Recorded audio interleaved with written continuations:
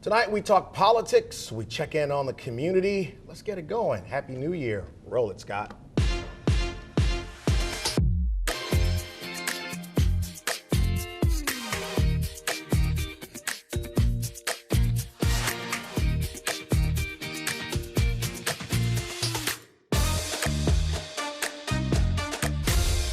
Hopefully you had a great holiday season. Hopefully you ate a lot, enjoyed family a little bit, and hopefully you're not one of those people at the gym about to kill yourself because you set that resolution. Don't do it. Avoid it.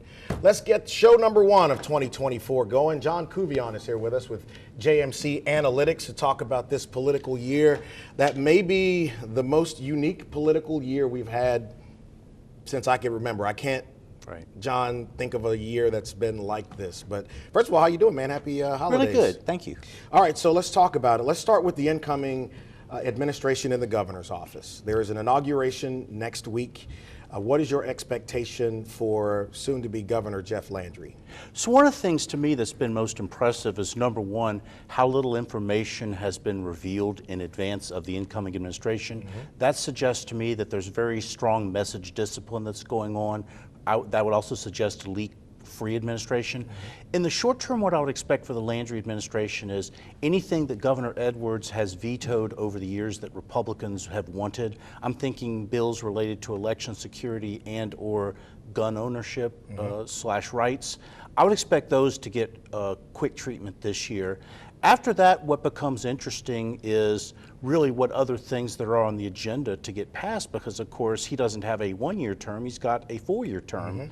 But I would expect that a lot of action is going to be occurring in the first few months of this year, kind of as a catch-up of things that Republicans have wanted to pass ever since 2015. So we don't have, like in Washington, D.C. midterms where the sway of power can move during the middle of an executive branch term. Correct. He's got a supermajority in both chambers. He's got relationships with the Speaker of the House, with the House Majority Whip. He's got 2 Republican U.S. senators, and then the largest congressional district here is occupied by a Republican. In terms of his agenda, what's your expectation for the top 5 things you think he'll get into? I would expect taxation to be in there somewhere. Meaning what about taxation? So basically when you're talking about proposals, either say A, to get rid of the income tax, or B, to flatten it some more, or C, there being some more corporate tax deductions. I would expect things like that to be on the agenda. I would also expect anything related to, like I said, election security. Like I know there's some bills out there that would require an annual clean up the voter rolls that Governor Edwards has repeatedly vetoed. I would expect those to get quick treatment. A little bit of Washington politics coming into Absolutely. Louisiana, right? Crime, of course, is going to be the issue. As I joked in previous shows, Jeff Landry's campaign was all crime all the time. So obviously he's going to have something to show for that rhetoric. So, you know, they've reached out, and I've had conversations with his people as recently as this week about him doing television. And I am going to ask him, I hear the conversation about crime, but he was the Attorney General. Right. Well, the interesting question about that is the degree to which the Attorney General versus the local DAs can quote unquote do something about crime. So shovel it on downstream. Yeah. All right, so quickly on this before we move to local politics. His inauguration is Monday, and there's speculation that former President Trump is going to be here. Good idea or bad idea? Given this Louisiana, I would say good idea. It can't hurt. It would reinforce Jeff Landry's bona fides with the base. Trump's going to win Louisiana. Easily. It would basically be a carbon copy of 2016 and or 2020. Yeah.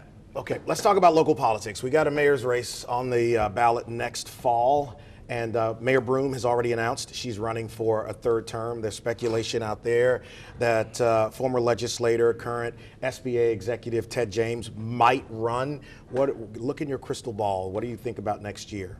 So what's going to be interesting, I see the mayor's race as a 2-dimensional thing, and you have to appreciate, not only is it 2-dimensional, but you have to juxtapose the mayor's race against the fact that it'll be held at the same time as the presidential race.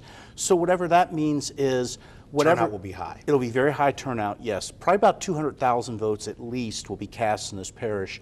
The other thing that is going to be important is Joe Biden, well, backing up a little bit, East Baton Rouge Parish has been voting increasingly Democratic for president ever since 2004. Joe Biden carried it 56 to 42. I would expect a similar margin, probably a little bit more Democratic this fall.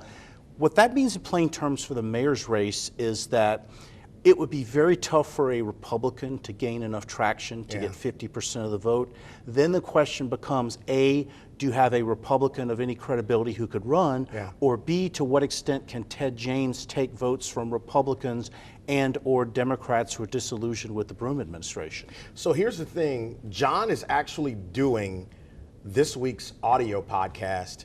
So a lot of what he said, we're going to expand it out a little bit longer and talk more about the numbers and what potential Republicans could be on the ballot. And then we'll dig a little deeper in Governor-elect Landry's majority in the House and the Senate and his connection with Mike Johnson and Steve Scalise. So check out podcast225.com this week for our episode with John Couvillon. The great George Bell will be in studio and on set with me next to talk about the Alice population, how we did in 2023, and talk a little bit about what he expects for 2024. Back with that in just a moment.